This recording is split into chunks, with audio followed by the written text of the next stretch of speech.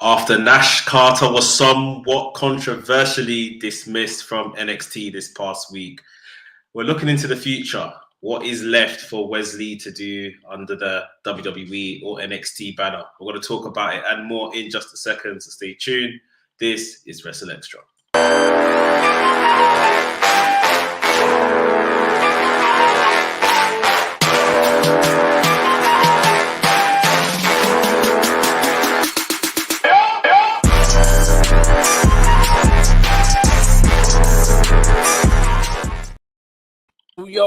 Yo, this is WrstlXtra. I'm your boy A Dazzle, the Black Wrestling Advocate. As always, joined by my tag team partner, Mex, the WrestleManiac, if you will. Come on. We are here. It is a very, very weird situation that we find ourselves in. Very unfortunate situation indeed. With the way things have played out, it is... There are loads of questions we could ask in general about the whole situation, but we are going to focus on Wesley himself. But to give people just an idea, for those that don't know, for those who are not on Twitter and don't follow every single word said by everybody involved, Nash Carter is Wesley's tag team partner, or now, unfortunately, former tag team partner of the team MSK, who just recently, only 2 weeks ago, if that, won back the NXT Tag Team Championships in their week of celebration. Nash Carter's wife, a female wrestler known as Kimberly, accused her husband of assault, basically, physical and emotional. She took to Twitter to air her grievances, give her side of things. The thing that actually got me onto this whole situation wasn't even the situation. It was more so Wesley's wife. Wesley's wife. She's not involved in the wrestling game. She does her own thing. She's a professional dancer, cheerleader, and stuff like that. But she was on Twitter. I think she even created a Twitter account or came back on Twitter just to defend her husband's best friend's name. So she came with, fighting back, hitting back at Kimberly, talking about how inconsistent the things that she was saying were, and how untrue, and all this kind of stuff, with evidence of their own conversations and all this kind of stuff. And I even hit her back and was like, you know what, to be honest, I wish there were more people like yourself who can fight the corner of somebody, especially when you know or feel that they are innocent. Now, I'm not going to give my opinion on whether Nash is innocent or not. I would not know. I'm not in the situation. I'm not either of them. I'm not here to make that assumption or whatever it is. But to see someone kind of fight someone else's corner, a lot of the time with things like this, when someone's accused of abuse, we are all very quick to side with the abuser. I think it's safer to do that, but when we don't know the situation, someone is just as much guilty as they could be innocent as well. So, it's a bit of a breath of fresh air, I guess. But again, not here to really talk about that situation specifically. It now leaves Wesley, who has come into NXT as a tag team guy with Nash on his own, with no tag team championship.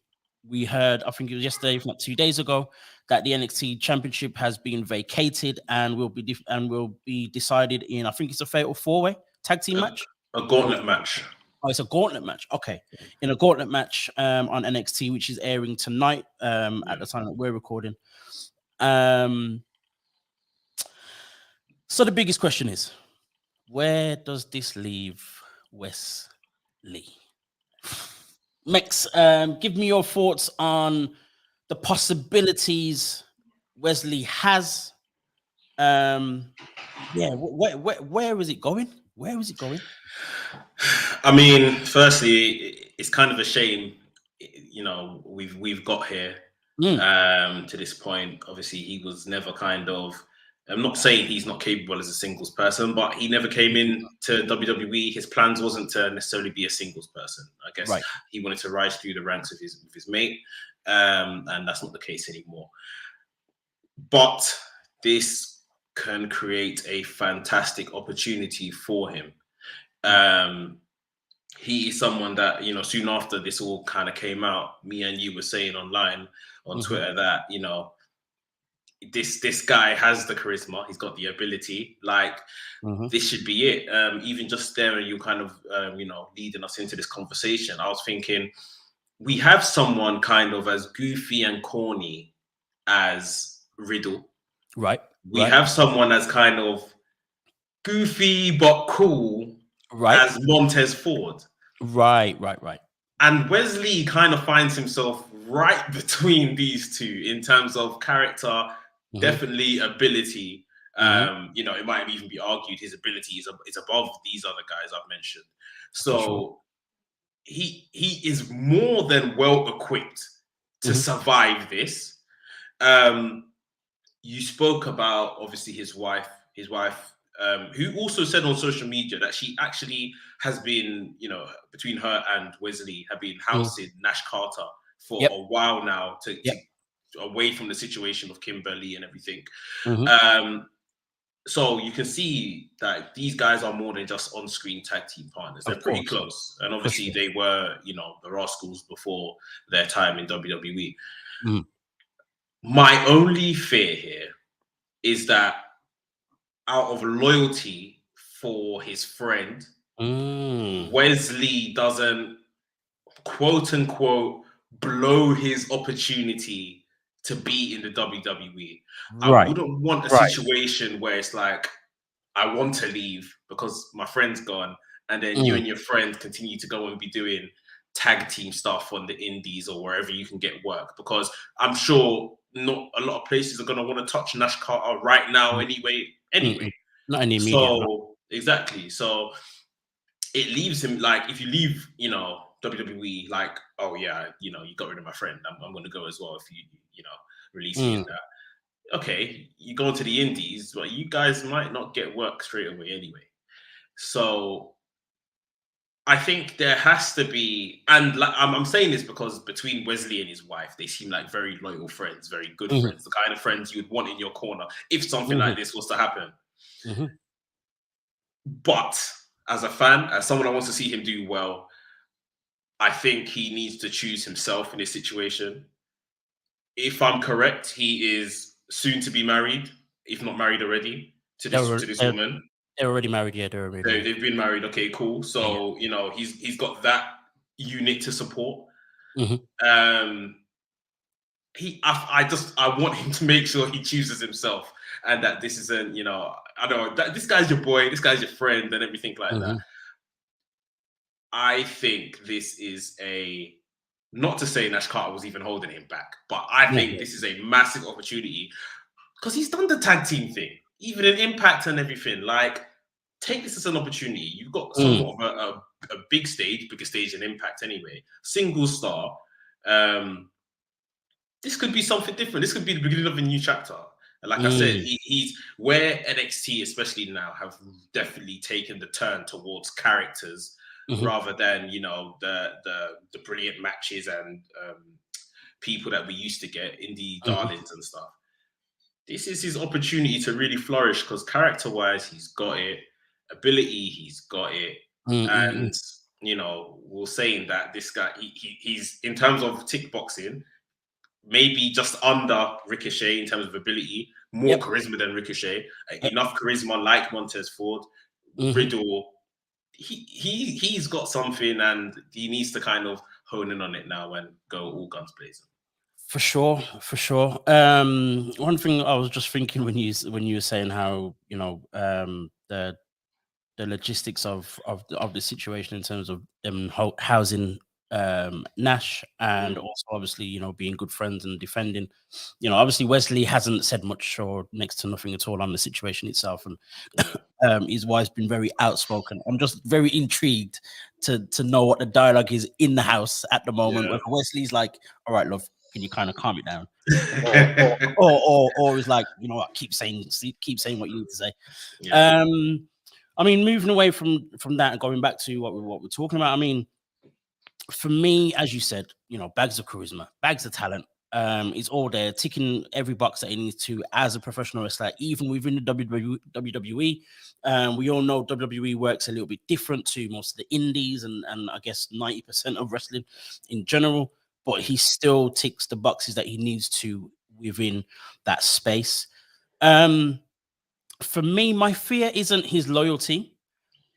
My fear is the fact that he came into WWE as a tag team guy. And I fear that WWE cannot see past that. Or, you know, not that they can't or wouldn't or would never, because it happens with almost every tag team. They break them up eventually at some point. But at the same time, it hasn't been in their plans, so they haven't thought about it. It's going to be very interesting to see what happens. But my thing is also this, even with Wesley himself, I almost feel as though he's kind of pushed himself in a bit of a corner when it comes to the tag team, to being a tag team guy. Yeah. Because as you said, you know, before they came to WWE, which was what, 2 years ago now, he was with Nash Carter and Trey Miguel as the Rascals. That's the only thing that they did. For a very long time, for another at least 3 years. Even during that time, just before they left Impact and in between the time they were, you know, kind of considering where to go, they were doing indie shows here, there, and everywhere, winning tag team championships, PWG, all sorts of different tag team championships that they were winning. So it almost feels as though he is now just a tag team guy. Yeah. And that's the scary part of it. He did very little as a singles guy, or he's done very little as a singles guy in the last 5 years, I would say. When I first found Wesley, he was then Desmond Xavier. He was doing stuff with, he was always facing Swerve, Leo Rush, Ricochet, Scorpio Sky, guys like that as a singles guy. He came into Impact as a singles guy and won the Super X Cup in his first year that he was there. I think within a few months of him even being there. So we know he's capable as a singles guy, but has he done this tag team thing for way too long and now kind of finds himself now in a corner of, right, even probably he's thinking, how do I navigate this singles thing? Let alone WWE thinking that. I think he's probably thinking that as well now. When it comes to Nash and the loyalty that you mentioned, I imagine with them being the way that they are, or from what I've seen, both inside, outside the ring, I'm sure Nash wouldn't expect him to be like, right, we're gonna go and do this together. I'm gonna leave NXT and we're gonna do our thing together. Nash would be like, no, listen, you go and do your thing. You go and do your. Don't worry about me. You go and do your thing. Yeah. But yeah, the dynamics are very interesting and intriguing to see, you know, how this plays out. The other thing I was going to ask is, now that we know that the tag team championships are up for grabs and they've been vacated, I don't think we've been actually given any kind of explanation. Do you think we'll get one? And if we do, what could it possibly be?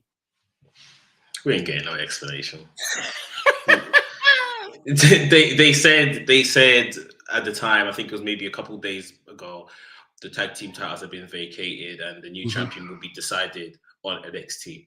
And then I think they said within the last 24, 48 hours, it's going to be a 4-way gauntlet match or a 5-way gauntlet match. That's it. We're continuing like nothing's ever happened. That's the WWE way. We don't get explanations.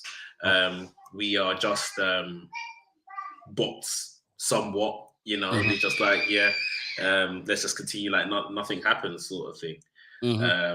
Which is a shame, but at the same time, something like this is very hard to explain. You know, we literally saw a lot of superstars around, you know, pandemic time speaking up. We saw a lot of superstars across many promotions, or even just WWE, literally just disappear. Literally. So, and nothing was ever explained. It's only if you're, you know, doing what we do, you're looking at things like Twitter, that you understand that, okay, speaking out's got this guy or whatever the case is. So, yeah. I have a question for yourself, though. Now, maybe you should shed some light on this. I remember something came to light maybe about a year ago. If you remember, they like MSK lost their tag team title. They went on this whole kind of disappearing from NXT, finding their shaman, aka Riddle, before coming back. When the heat had died down, it seemed, because something was going on between, is it Izzy's parents and MSK? Now, I don't want to just blame people right now, but was this MSK and Izzy's parents, or was this Nash Carter and Izzy's parents? I believe it was a little bit more of a Nash Carter and Izzy's parents, if I'm completely. This is what I'm trying to remember. So, you know, Izzy being this, I think I don't even know how old she is now. She's probably still only 16. She's a big, well, yeah, I say it's a big woman, but yeah, she's probably about 16. I mean, we kind of seen her when she was like a 10-year-old, and she was this Bailey fan that was always at NXT with her parents, and NXT even made a thing that this is the Bailey fangirl, blah, blah, blah. She decided to become, you know, start training as a wrestler and all the rest of it. And it kind of seemed as though her parents had kind of either groomed her towards being this, you know, up and coming wrestler, or took the opportunity to kind of cash in on what was already happening. I can't remember the exact details of this whole situation, but it was something to do with some kind of I think Nash Carter disagreed with something that they were doing, and they've then gone on this whole tirade of trying to cancel MSK. It backfired on them. In general, it backfired on them, and other people were kind of like, you know, I don't understand why you're doing this and what it's about, and we see kind of what you do with your daughter and blah blah blah. But yeah, I've just found it. If you want me to just read a bit of an article from it. This is via Cultaholic. It was the parents of Izzy initiated booing of MSK in NXT.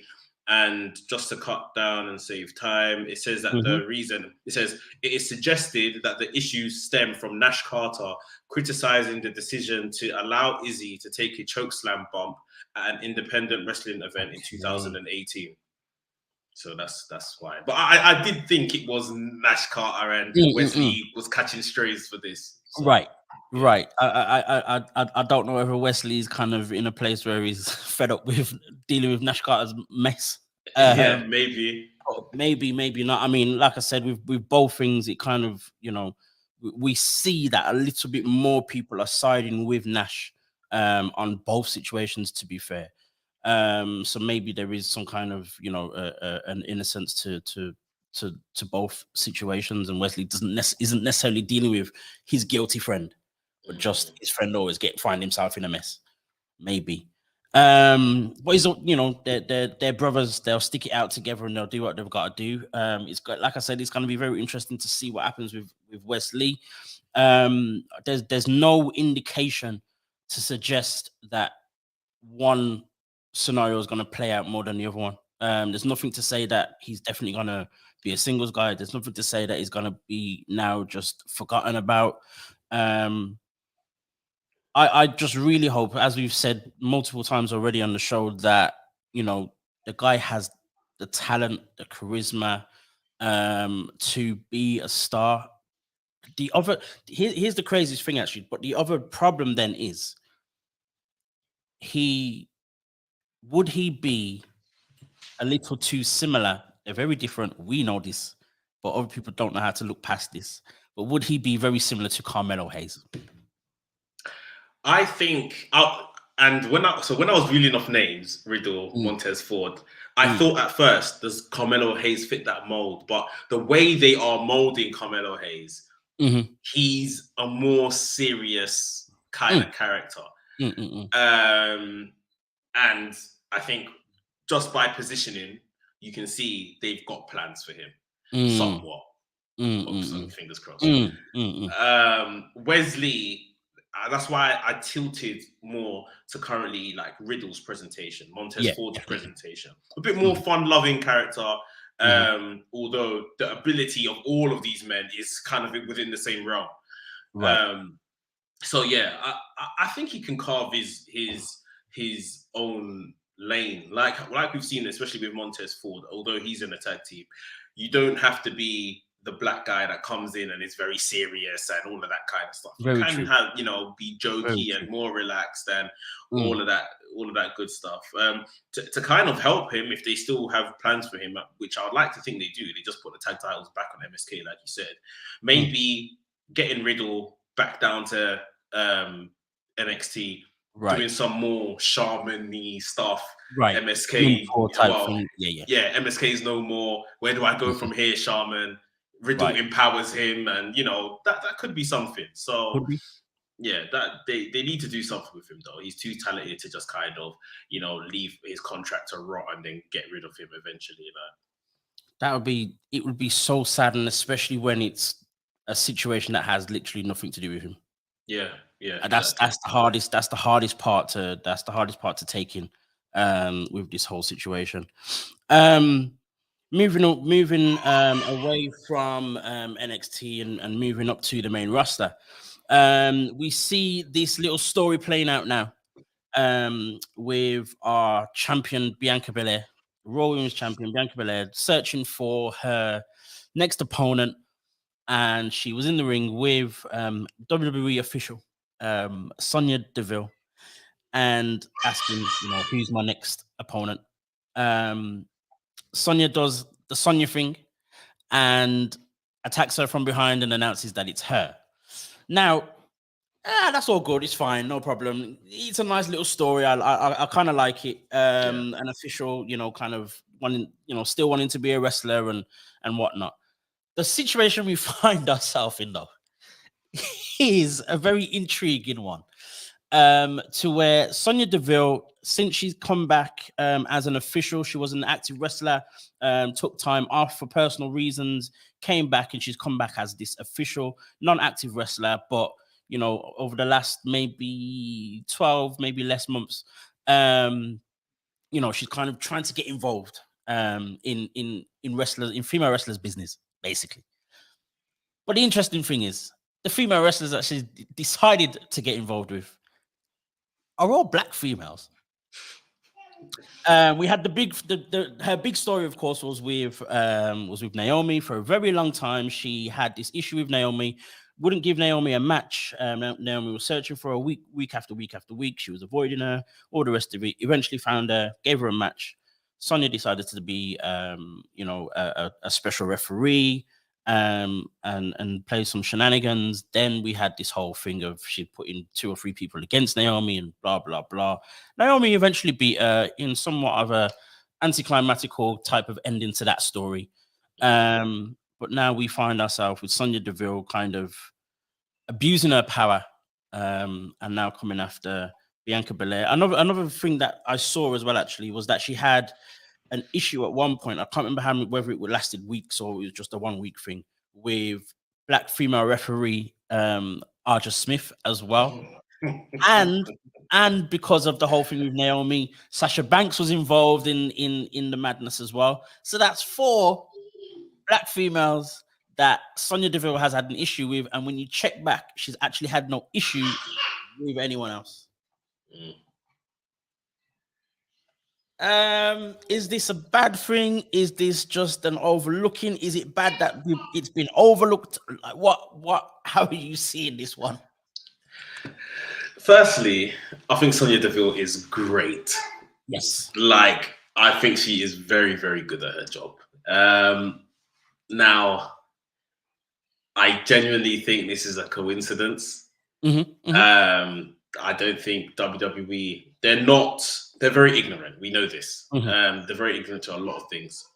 And I think this is just them again showing that, okay, let's put Sonya in a little thing. Let's put her with Bianca. While we're waiting on whoever's really going to be Bianca's next challenger. Yep. Not knowing that the feud she had before that was with another black woman. Not knowing the feud she had before that was with a black referee. Right. etc., etc. So I just think they're just doing it for whatever reason. Bianca Belair's gonna clear Sonya Deville. She's gonna make her life hell. Of course.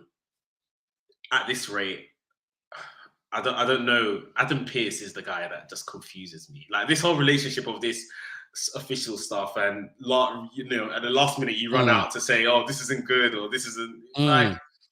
Adam Pearce needs to get sacked if anybody. Like I don't know what he's really doing here. Yeah, I think this is all just coincidental. And maybe if they are doing it on purpose, it's literally for something for like the online fans to talk about, and just to drum up some more conversation, because we know WWE loves their engagement and all that kind of stuff. So yeah, I think it's just I dare to say happy accident, but yeah, it's just an ignorant. But then the thing is, for me, like I don't see this as some big problem, and it's not going to be some racism and we have to start and some Black Lives Matter and all the rest of it. It's not that serious at all. But to me, I think it's still worrying that the ignorance is there. That the fact that someone's had to pitch this idea, and no one's turned around and said, that her last one was with Naomi, right? So some people are gonna start talking and saying so and so, right? I mean, maybe that conversation happened. And someone turned around and I don't even think that they're wrong for saying this either. Someone probably turned around and said, okay, I get it, but that's not what we're doing here. You know what I mean? This is literally just to give Bianca a win, another title, a title defense, blah, blah, blah. This ain't Sonya Deville's not a serious contender. Let's be very real. There's no way no one's seeing, unless you're a massive Sonya Deville fan, that, Sonya Deville's going to dethrone Bianca Belair. If that were to happen, we've got a very different conversation on our hands. We've got a very different conversation on our hands. And at the same time as well, here's the other thing as well. Naomi eventually got past and defeated Sonya Deville as well. So there was a victory for us, for Black women, against this Karen Deville, as I've been calling her. So we don't need to make it into no big epidemic and start chanting racism and blah blah blah. I mean, come on. At the end of the day, as I said, we're gonna see Bianca Belair, and Bianca Belair is our champion right now. She is the female star in the company. The company itself may argue Charlotte Flair is a bigger champion, but at the same time, even if Charlotte Flair is, Bianca's like that much behind her. More or less on the same wavelength and stuff. So, again, I don't think it's anything for us to make a big deal of. She's one of the emerging stars. This is literally, like you said, to give her a win. Obviously, they know they've got big names like Asuka, Bailey waiting in the wings, whether they both end up on Raw, and that's another question. So maybe they're gonna wait till quote unquote a bigger pay-per-view like Money in the Bank, which is in a couple months to bring them back, or put them in the fray for. But like you said, the ignorance is what's the issue. Like they just doing these things and they're not really looking, could this cause offense, or they don't care. Like we mentioned earlier with the NXT and MSK, they're just gonna continue like nothing happened. Right. The same with the name changes. This is what the Ezekiel Elias thing they're doing. I think it's smart because they know now that fans know that you can't just change someone's name. You see what I mean? Right. So it's smart in that way. But again, they've missed a trick. I saw you tweet, I think it was today, well, it must have been today, about the name change of Austin Theory. Right. And just as I read your tweet, I was thinking, Vince McMahon and Austin Theory have been in cahoots. Right. They both got stunned by Stone Cold Steve Austin. What would it have taken them to just, in that segment, Austin Theory to just say, Austin is a stupid name anyway, which ties back to what happened at WrestleMania. True. And that's why there's like just little bits where they can just weave stories together rather than, we just thought Theory sounds good on its own. Whose name is Theory, bro? Like, no, it doesn't sound good on its own. Oh, man. But yeah, it's that ignorance. They just go ahead. This is our plans. We don't need to explain anything to anyone, and we'll continue. For real. It's create this whole name change thing and whatever. We could be here for another whole hour talking about the mess ups with name changes and all the rest of it. And butch. Anyway, so here we are. Going, keeping and staying with our female wrestlers, but let's go over to Jacksonville, for AEW, and we saw on I believe it was on Rampage, a qualifying match for the Owen Hart tournament between Willow Nightingale and Red Velvet. The thing that Mex wants to say to the whole world is AEW needs to hurry up and sign Willow Nightingale. I'm there with him. Half of the wrestling community is there with her as well. My thing is this. I'm gonna jump in straight away with this one, because my thing is this.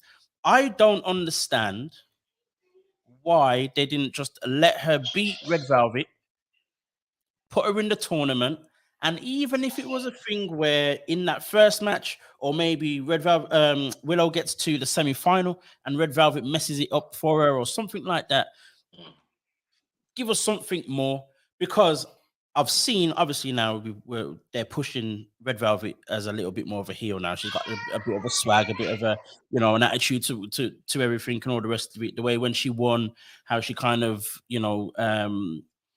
looked at the crowd and all that kind of gesture to the crowd and stuff like that. Now, and you've got this rising star in Willow Nightingale, who you just had fight for the ROH Women's Interim title, Women's Championship, but yet she loses. Not to say that Red Velvet's a bad wrestler, no way at all, but I think it would have made a great statement actually, because of how well Red Velvet has been doing in AEW. It would have been a great statement for her to defeat Red Velvet, and even whether they carried on something with Velvet and Willow doesn't really matter, but at least push Willow to at least the semi-final. Give the crowd, get the crowd behind her, and all the rest of it. I'm gonna let you say what you gotta say, because I know you're eager and itching to say something about this one. Listen, like my brothers from Wrestfins would say, I'm invested. Stocks on Willow are up. High, bro. High. I can't remember when I kept seeing her name, like following a couple like AEW Dark performances. Right. I kept seeing her name pop up in the timeline. I thought, okay, I need to see her wrestle, but I wasn't prepared to just watch Dark to find her. I'm sorry. Right. So I went into YouTube. I found a couple of her matches on YouTube. I thought she's very good. She's very charming. She's very endearing to the crowd. Natural baby face. Then I saw her Ring of Honor match a couple of weekends ago. It was the Supercard one against Mercedes Martinez. I said she's got it. She has got it. Like I'm thinking of the AEW Women's Division, and I'm thinking of there are baby faces there. Chris Statlander's a baby face. Shida's a baby face. Some of the other Joshi girls. What's her name? It escapes me now. Riho. There's a couple baby faces here. Ty Conti's supposed to be a baby face. Anna Jay, we don't see her enough. But these are just baby faces. They're more like they're just good guys rather than a baby face, right? Right. Willow is exactly that. I watched her match against Mercedes Martinez. I was thinking about the rest of the matches I'd seen previously, just random stuff of what she's done on the indies. Even the promo for the match of Mercedes Martinez, I was here smiling from ear to ear like a Cheshire cat. Like, I want this girl to win. And obviously she put on a great performance, didn't win. And I thought straight away, right, Tony Khan's got his eye on her. She's been on Dark. She's here on Ring of Honor. He's got his eye on her. If Chris Statlander isn't the person to beat Jade Cargill for the TBS title, Willow's a good shout. Willow should kind of be that person. Willow's a good shout. I'm looking at a straight up baby face, like that can go against someone as kind of mean and cocky as Jade right now. Willow's that person. Obviously, she's not signed. yes, she is under the eye of Tony Khan, AEW, so I won't make too much about that. But as you said, we then had this match for the qualification of the Owen Hart tournament against Red Velvet. Red Velvet's a face. Everyone was cheering for Willow. Right. I'm sorry to say it, that finish was cack. That finish of that match was just rubbish. Oh, sad. It's sad. Red because Velvet Willow was putting in the fight. You know what I mean? Willow was putting in the work, and then the ending happened how it happened, and you just like some little kick to a whole heavyweight, like, and that was it, and done. And it's like the crowd noticeably turned on Red Velvet at that point. Boos when she had won. Sure. Red Velvet somewhat played up to it as well, as if maybe she was the heel in the scenario of the match. But Willow's got it. The fans have realized she's got it, and even like you're saying, they could have let her go further in the competition, at least to justify the fact that this woman fought for the Ring of Honor interim championship. She can't just crash out at the first opportunity. She goes further, even if you sign her to Ring of Honor. Like, all of a sudden, people can say, all right, she fought for the championship. She went far in the AEW tournament, didn't quite win. I want to see more of her on the Ring of Honor show, wherever she's going to land. She is very, very, she's fast becoming, one of the better women that they've got on their product or products. So I expect to see her signed and be used. We've said this women's division is in need of some help. I think this is a definitely, more than what could be a great hand for them. Willow Nightingale is definitely not someone who's new to me at all in the slightest. When I kind of started this whole journey, she was actually one of the very first black females outside of WWE that I saw, that I noticed. And you talk about this whole very charming, endearing, all that kind of stuff. That was there from day one. That's been her thing from day one, and she's done it so well. She's from New York, I believe, and at the time when I found her, it was when she was part of this group. It was all black guys, and she was the only female. And within this, I think it was New York. I think it's NYWC is the promotion, and they all had a championship. They all, owned the championships within that promotion. So that's how I got to notice who she was. And she also then still played this bit of a heel. So I've seen that she can do both. She's very good as the baby face, very easily done, but then she can turn it around and be a heel as well. Another place where she was WoW. And she was with WoW, they kind of changed everybody's names to something a little bit more kind of direct. So her name wasn't Willow Nightingale, it was Eye Candy. That was her name. It was Eye Candy. And you can see why, very obviously. And again, this whole really lovable, playful woman, big but very agile, great at what she does. And in more recent months, she featured a lot for Ring of Honor. Ring of Honor probably like towards the tail end of last year were kind of trying to find themselves again within the with their women's division. They kind of rejigged it a little bit. It wasn't Women of Honor, it was now Ring of Honor women's division. They had a new belt, and she was very much within the title picture the whole time. So it was very justified that she was there fighting for this championship. And as you said, she's been on Dark a few times and blah, blah, blah. So it just baffles me that they didn't take the opportunity with this match on Rampage for her to cause a bit of an upset in beating Red Velvet. I mean, when it comes down to it, Willow has more experience than Red Velvet, but obviously AEW fans know Red Velvet because she's been signed for a year or so. But it would be a nice little upset for Willow to beat Red Velvet, push her towards being this fan favorite. If they then want to still have Red Velvet involved in something, get her to get involved in Willow's match or something like that, maybe. Yeah. But I don't get why they would have her in a championship match and then she loses at the first hurdle in the tournament. Like, it doesn't quite make sense. It's funny because I asked this question the other day in our group chat. Like, I'm sure, unlike NXT and the main roster, Ring of Honor and AEW are going to be one universe, so to speak. Right. But like you're saying, they didn't really treat that situation as if it was one universe. Because by hook or by crook, are we saying that Red Velvet is above the Ring of Honor Women's Championship then? You see what I mean? So, like, part of the problem. Yeah, she definitely should have at least made the tournament. Had a good showing. With all due respect, I don't think anyone's really invested in Red Velvet like that.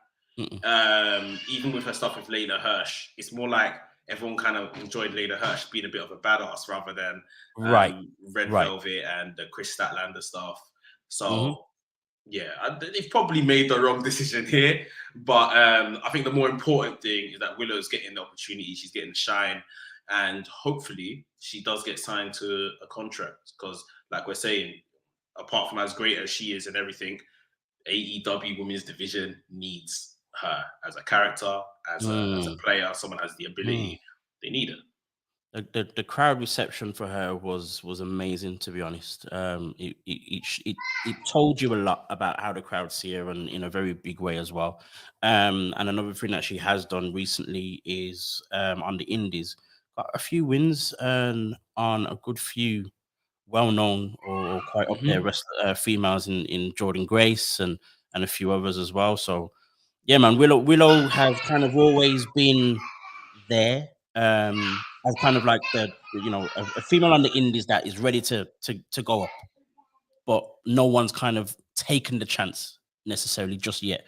So I'm hoping AEW kind of pulls the plug and kind of flicks the switch and like, yep, let's go.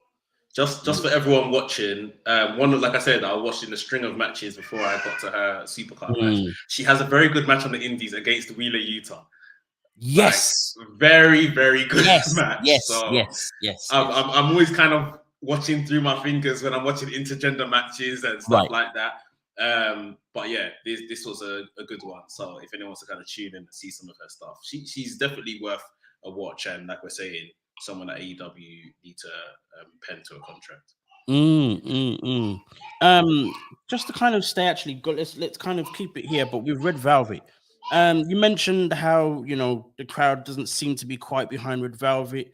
And I've seen this.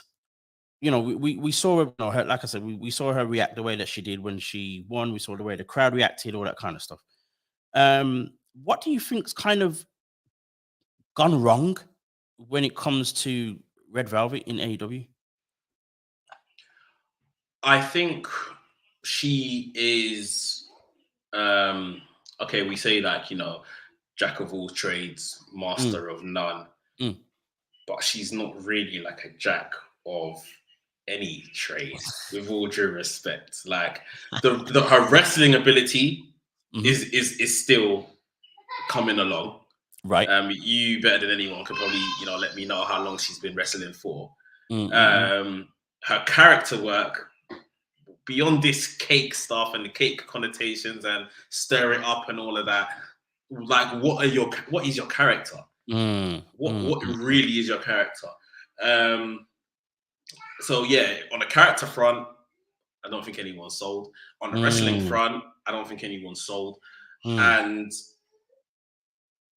I think as well, maybe for those that are really kind of into their wrestling, into the product, we saw her obviously on Road to the Top, and there was that confrontation with Jade. When it's reality TV, you never really know how seriously things are. But she had a confrontation with Jade that they brought to Brandy about, Jade hit her too hard or something like that. And it seemed from then, a lot of people online anyway, which I can vouch for, seem to sour on her. Like, you're wrestling. What do you mean someone hit you too hard? And it's a slap. It wasn't like a move that dropped you on your neck or anything like that. You see what I mean? But of course, you can tag someone too hard and they take it personally. But you've seen Brock Lesnar smashed the head out of Braun Strowman when he hit him Right. too hard. So I get it, but like, even if it was something they just exaggerated for a reality show, it didn't play out well for fans watching. They're thinking, you're here trying to build up Jade. Everyone's a bit more invested in Jade at this point as well anyway. And now you're like snitching. Like, yeah, well, I'm not sure if you're our guy, sort of thing.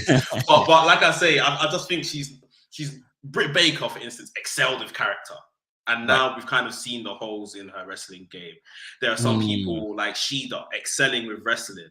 And that's what's carried her. Maybe the character's not as strong. She's just not quite there with either of these, in my opinion. And that's why I just think people are just ready to see someone else, aka Willow. Right. I can't really disagree, if I'm honest. I mean, I've always been a fan of Red Velvet. She's got an ability, she's got and I guess a style as well that isn't being used a lot by many women at all, especially in AEW. But yeah, when it comes to her ability in ring, her in-ring stuff always seems a bit too much. It's kind of like, all right, we know you're capable of doing certain things, but just slow down and master it first before you try to pull it off. Yeah. And we've seen that quite a lot. And there was a bit of a thing for about a week or two about when she missed this standing moonsault and and all the rest of it. I mean, even Brandy had to, jumped on Twitter and started defending her, and that turned into something for Brandy herself and blah blah. I had to jump in and speak to Brandy. Yeah, whatever. It was a madness. But yeah, I guess you said it perfectly. To be honest, it's this whole thing of she's not necessarily great at anything just yet. Potential's there. I don't think anyone could honestly deny her potential. But I guess it is still, time has to play out a little bit more. I believe she's been wrestling for about 5 years. I think it's 4 or 5 years, probably a little bit longer. But it's weird to see how someone like Jade Cargill, for example, who's been wrestling for 2 years and had her first match only a year ago and was constantly criticized for being too green, and her first couple of matches didn't quite work out, even though her first match was against Jade or against Red Velvet. And her first match kind of played out nicely, but then we kind of saw the cracks in her being still a rookie to the game. But now when we look at where she is now and then compare that to where Red Velvet is now, it's like, what's the difference really? And it's not a case of styles. It's just, what is the difference? Why has she gone this far and she's still trying to work out what she's supposed to do? I remember we were saying, literally about a year ago, that these two could form that kind of fight forever kind of relationship, that chemistry. It's very hard to say because, like everyone has said, Jade is obviously the more inexperienced wrestler, but character, right? This is what I mean. Like, it's one or the other at least taking you somewhere. Like, Jade's character, and even still, we were moaning that Jade wasn't being given a live mic in front of a live crowd. A lot of backstage things. Even sometimes she wouldn't even speak. Just come out and say she's that beat while Mark Sterling is doing all the talking. But it was the presence. It was the facial expressions. The character was still there. Whereas, and maybe that's why they gave it an opportunity, as well as obviously she looks amazing, looks like a real superstar. Red Velvet maybe hasn't shown any of these traits, and it sounds harsh, but there are still stuff backstage where people say like, I like that kid, let's give them a chance. You see what I mean? It feels more now that just they put her on TV as part of a rotation system. Like, okay, it's been about 4 weeks, she hasn't been on TV, let's put her in something. And then she gets onto something. Like, even in the Statlander Hirsch thing, she was the third wheel. It wasn't her feud. She just defended Statlander and caught smoke from Hirsch. she needs to cling on to something. Yeah. I don't care about this cupcake stuff. Like, we need something else. Chris Statlander's kind of reinvented herself. We're still really to understand where she's going with that. She needs something else at the bare minimum, and then that will take her through the door. And then her wrestling, once that kind of starts improving as well, she can easily be a mainstay for them, you know. But yeah. Yeah, as I said, in Bags of Potential, I've always had high hopes for her, you know, and still see, you know, every now and again, like, you know, flickers of her talent and stuff. But as you said, it's just in that place where you kind of just don't know what, one, it's supposed to be, two, what it's going to be, and three, what anyone actually even wants it to be, whether it's her or the company. Like, we just don't know. There's nothing. And you know, I remember we in our little group having a talk about, you know, AEW kind of leaning, or just pro wrestling in general, leaning towards people having characters. And that's a big thing. So as much as AEW are wrestling focused, there still has to be a massive focus on your character as well. You can't just be a great wrestler and have no character. You can't just be, you know, have great character and can't wrestle. There has to be some kind of balance of the two. So and they got it right with Jade. Obviously, Jade came in with the whole Storm kind of stuff. The minute the green stuff kept coming back, right? How do we spin this? Green like money, bang! Boom. Change the wig and everything, like, and she's run with it, and it's killing it. It's absolutely killing it. So we have heard as well with AEW, if you don't bring your ideas to the forefront, if you don't have ideas, then it's kind of like a sink or swim situation. Right. So this may be something that no one has thought of ideas outside of what Red Velvet's currently doing, and she's suffering for it. So maybe there'll be a bit of a resurgence in her importance or whatever in her use with this whole little new attitude. And like I said, we saw with the way she responded to the crowd. Even the commentators picked up on it as well and mentioned it as well. So who knows? Maybe we'll see something. Moving on to our final little thing, we're talking about change, and one of the biggest changes that still hurts my heart. It hurts. I say hurt on purpose. Is MVP and turning his back on Bobby Lashley. I still kind of do and don't get it. I still kind of want to see what this is supposed to be. But I understand, you know, it's just business, and you know, we move on, and Bobby Lashley's got to do a different thing, and almost needed MVP more than Lashley didn't need MVP. Where was this going? I know we asked this question last week, but like, did anything that happened yesterday on Raw help make up our minds in terms of where this is going and what this really means? WrestleMania Backlash, Lashley versus Omos. I'm just waiting till they announce that. I mean, the thing is, I feel like we never quite. Lashley's run at the top now is done. It's over. Yet he was WWE champion, but because of his presentation not being as, you know, heralded as Lesnar and Reigns, even though he looks like he should be sitting along with them, man. Of course, it feels like even at the top, he didn't reach the pinnacle. Right. Like, he was just in and around them, man, but a notch down, if you like, or several notches down. So it's like, okay, how do we now look after someone that we're gonna call on commentary every 5 minutes, a former WWE champion? Right. You put him against this guy you've been, you know, building up. He's beat him at WrestleMania. Almost is gonna get his win back, whether by hook or by crook. He's gonna get his win back. And then where does Bobby spiral into? Probably Money in the Bank ladder match in June. Won't win it. Probably some other kind of nonsense feuds. Sheamus. Yeah, well, him versus Sheamus would probably be a decent match, but you know, they may use him. Yeah, it wouldn't mean nothing. That's exactly it. They may use him as they're trying to get over Damian Priest and this other kind of stable they're building. Austin Theory looks like it's a matter of time before he becomes US champion. They might use Bobby there for Austin to get a win, but that's his position now. And I guess that's what it's going to be. Almost on the other hand, like MVP done wonders for Bobby Lashley. We all looked at Bobby Lashley and we all knew he had it, and MVP was just like the icing on the cake. Right.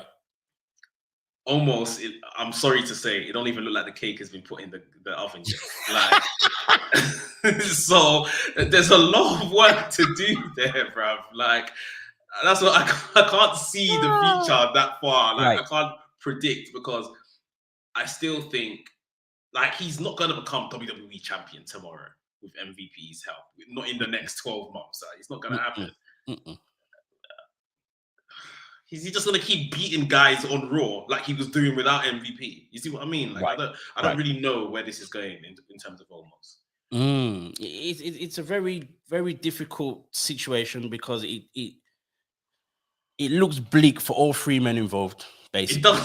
It's as simple as that. It looks bleak for all three men involved, and you're just like, so what was the point? Because, but here's the thing, though. Actually, to be honest, you said what you said about Lashley. A part of me is actually quite still optimistic that this is actually going to keep him up there. So, I mean, I don't know whether whether he wins, whether he loses, and then has to go against him again, and then eventually wins, and then that takes him to, where he's supposed to go. Because with Brock Lesnar gone, Roman Reigns has been champion for 1,000 days. You know what I mean? And even WWE posted the question on their Instagram the other day.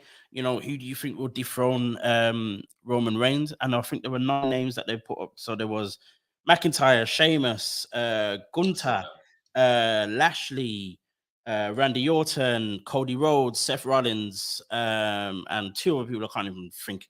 But I was like, let's be very real. The only 2 people for me, or maybe 3 people for me that could realistically beat Roman Reigns: Lashley, McIntyre, Rollins, and possibly Randy Orton. For me, those 4, if it happened in the next 6 months, would make sense. Cody's probably someone else, but not for now. As big as a name as he is, not for now. Let's just calm ourselves with all of that madness there. Gunther has the size, but again, not for now. Sheamus, let's not even talk about that. You know what I mean? So so for me, like I said, there's Lashley, McIntyre, and those 2 need work in order to, get back to that place. Both of them are capable. Both of them have done it before, kind of, been champions for a very long time, and all of that. They just need a story to kind of push them back up there and say, all right, one of these 2 can do it. There's no one else. So, with that said, why would then Lashley not be pushed forward, or at least into a point where he stays relevant or within the conversation? Let's put it that way. If he loses to Omos, there's no way he's losing, and that's the end of that feud. I'm sorry, I'm sorry, that can't happen. Because then what happens with Omos? As you said, that he's not going to be champion anytime soon. So I'm thinking at best could almost possibly win the men's Money in the Bank this year. On some, I don't know, he puts MVP on his shoulders and MVP pulls down. Exactly what I just thought. I'm thinking, where does this go? WrestleMania Backlash almost gets his win back. Then maybe both men get into the Money in the Bank match.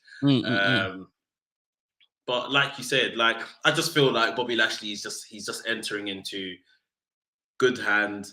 We can call him, as they do with Sheamus, he's a former WWE champion. And then anyone just beats him at any time. It's like, oh, he just beat a former WWE champion. And I just feel like that's the territory that Lashley is now. Not Dolph Ziggler territory, please. Yeah, Jinder Mahal territory. Jinder Mahal. Oh man. Yeah, that as well. I mean, you've got Ricochet facing Jinder Mahal for his Intercontinental Championship. Yeah, anyway. Yeah, it's a little bit of a mess in WWE in terms of, Roman Reigns is just way too far ahead of everyone. And then it leaves guys like Lashley, like McIntyre, even like Sheamus, actually, because it's not even like Sheamus is a bad wrestler at all in the slightest. He's just been booked to a way where he's not relevant, I guess, or to where we probably should be. But yeah, it leaves guys like that with nothing to do, basically.